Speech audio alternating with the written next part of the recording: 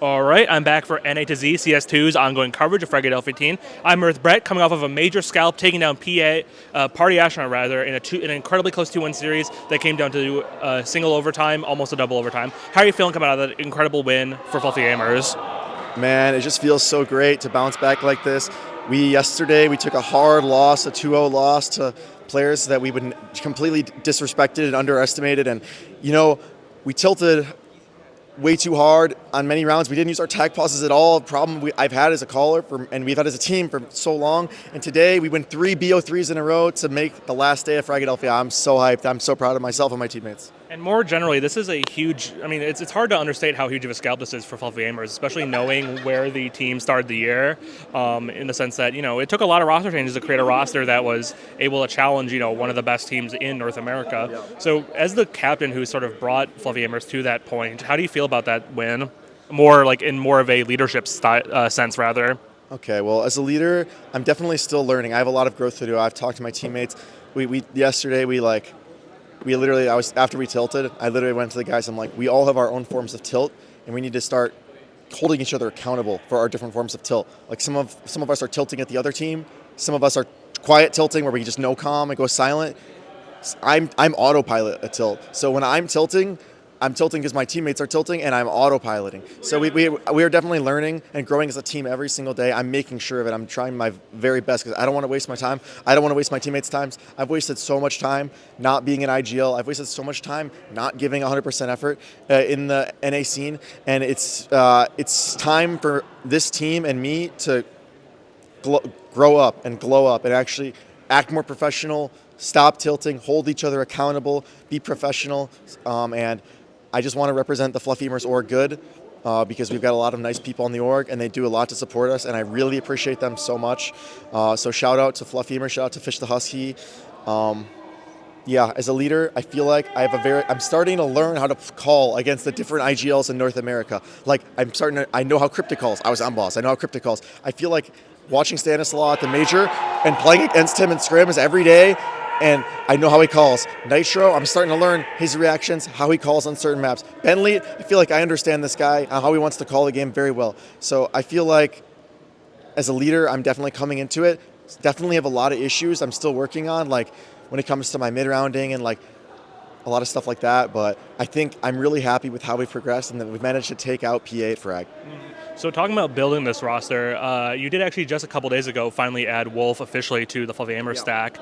He's a player who I kind of almost feel like he's like you in a way, where he's a skilled player, but someone with some personal foibles who has gone to team, been kicked, been stepped down, been benched, all of that. What led that decision to sort of pick up this person, this person, and then invest in him, and it clearly paid off tonight considering he won the kill that won you the series against PA? Well, when we were taking into consideration who we were going to pick up as a fifth, I was willing to take another shot on a young player, but I couldn't really find anyone that fit the role of Marky because we're trying to replace some really big shoes, right? So I know we needed someone who had experience and could hold their mouse and shoot people, because we needed someone who could like kind of do what Marky was doing, and I could kind of like get them into the system of how we play. And I saw Kyle because I played against him many, many times, like so many times. And obviously there's controversy around his team hopping and maybe his attitude sometimes, but I'm telling you, he is like a diamond in the rough. And I think sometimes if he feels like his teammates are not putting in like the effort he wants them to, he might not reciprocate effort. But on this team, he sees everyone is trying really hard to succeed, so he's also giving his best. He listens, he's a good teammate, and honestly, I have to dispel all the rumors about him because he is just an excellent player and teammate all around when you give your best and you treat him with respect. Now, talking about another potential diamond in the rough, we saw Slump, of course, end this series with a 1.22 rating, I believe, against Party Astronauts, which I think was a key factor, especially when he's facing someone as skilled as OG Wizard in the Battle of the Big Green Guns. What can you tell me about his development as a player? Because he's, I believe, been on the team around 6-ish months now. Yeah, Dylan, he gets better every game. He's more mature than you would ever expect for a player his age, and he's very good. He's got the mechanics, his game sense is good. He's just learning how to become a tier 1/tier 2 AWPer in NA. He watches the demos.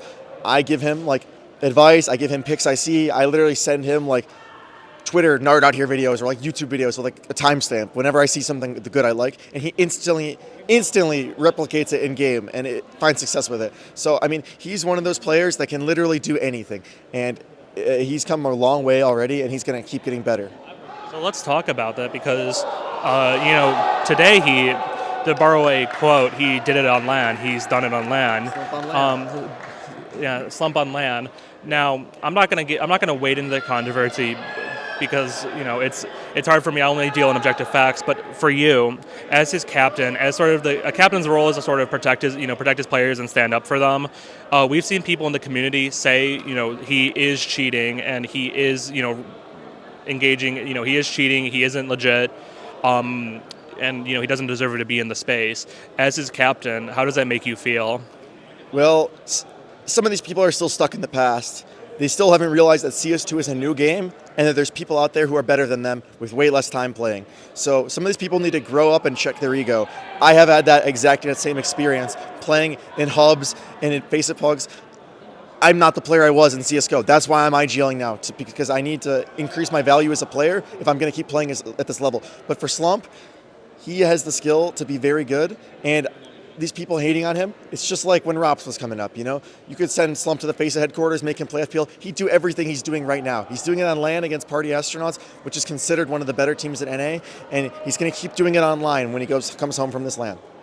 So, a lot of people in the community would say, okay, but are you willing to put skin on the line, though? So I want to ask you right here, right now, emphatically, are you willing to say, on the record, he's never cheated on Fluffy Aimers?